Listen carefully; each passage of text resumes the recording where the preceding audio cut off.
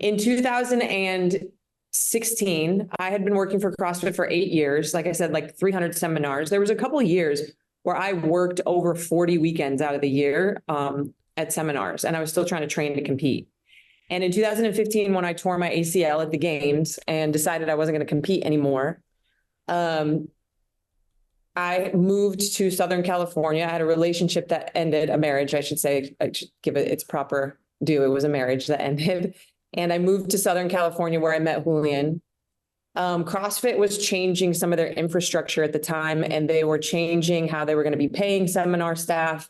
There was some stuff that they wanted us to sign in contracts that kind of was like, if you create a new company while you're working for CrossFit, we partially own it. I don't remember exactly like the word, but you guys can imagine something like that. And I, being a serial entrepreneur, was like, I don't have an idea for anything, but like, I don't know that I want to sign that. And I was also in this new relationship with Julian where I was like, I know what the travel is going to do to this relationship because I saw what it did to the last one. And I don't want to travel anymore. And so I left CrossFit in October of 2016, I think was my last seminar. And I didn't really have a plan. I was working for Progenics also at the time, managing their athletes. But it was a huge pay cut for me to leave CrossFit because I had worked my way up to being paid very well. And I was no longer competing. And so I just all of a sudden had way too much free space in my brain. And I thought I was working out a lot at home and I was still traveling a lot for my job with Progenics. And I was posting these workouts that were in hotel gyms or in my apartment gym or in Julian's garage. And I was like, we should just post workouts and let people who don't have access to a CrossFit gym follow them. And that was like as much thought as went into it, to be honest. I had experience with Wodify through NorCal, because that's what they had used. And it was cheap. And so I said, we could get a subscription with Wodify, have people pay, I don't know, $20 and they can follow the programming. And then we could build like this little community of people. And it was a complete hobby. Julian had a meal prep business. I was working for Progenics, and it was like, maybe it'll help us pay our utility bills in California. And so we started the Instagram, or I guess I started the Instagram on the same day that we moved in together. And then a week later, I found out I was pregnant.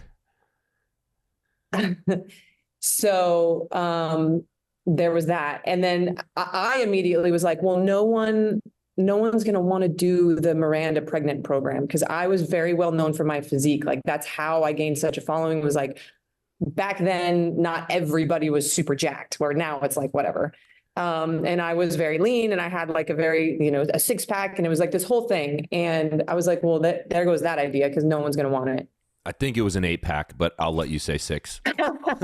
Well, turns out at some point in their lives, something like 85 or 90% of all women get pregnant, and there's a big audience for that.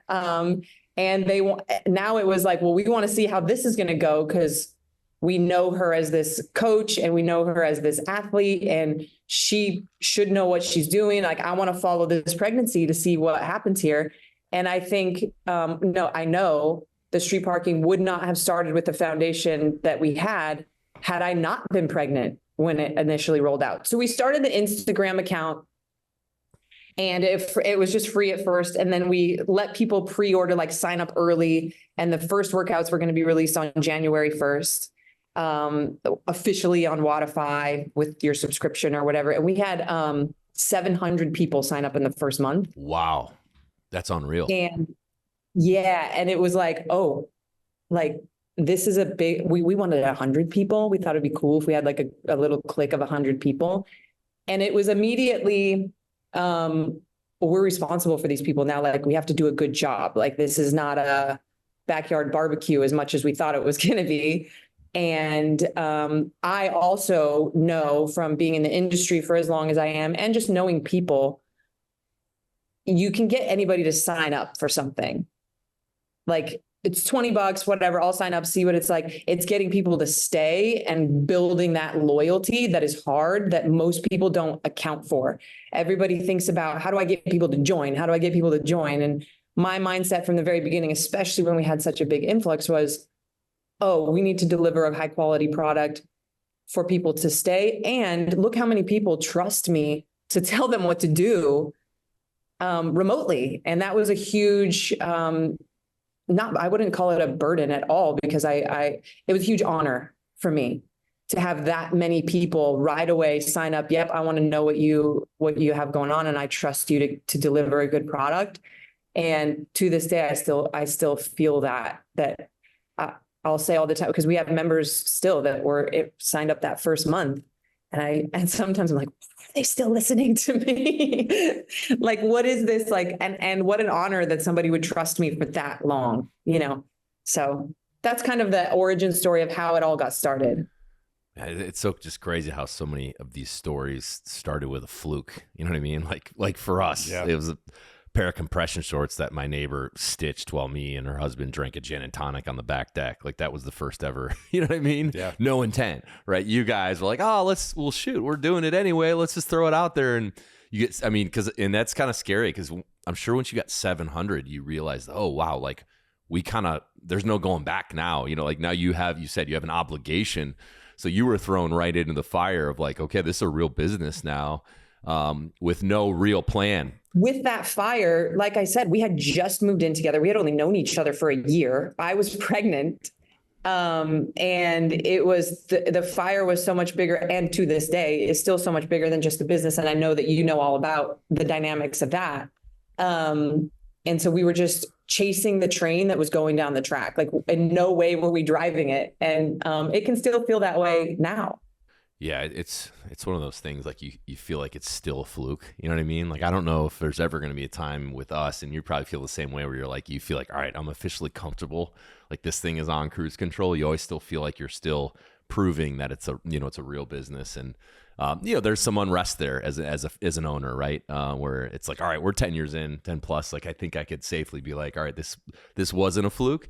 I don't know. Do you have any of those, like, does that creep into your head at all as a founder, of like thinking you're going to wake up one day and it's going to be like, oh, that was just a complete fluke, and the reality would set in?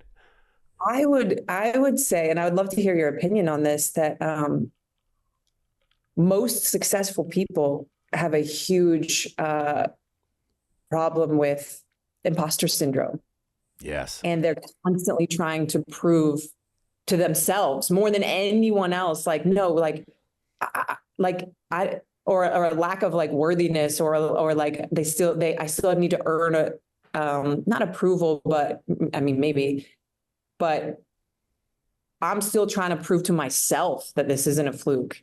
Or like, if people find out that I genuinely feel like I don't know what I'm doing with my staff here sometimes, like everyone's just going to leave. And like you're saying, like, I'm going to wake up one morning and I'm going to be figured out, And I feel that most successful people probably have that. And it's what drives you in largely unhealthy ways, probably, if we're honest. And if we can overcome that, I'm sure that there's more peace that can come with being an owner. But I feel that that's probably the case for most people.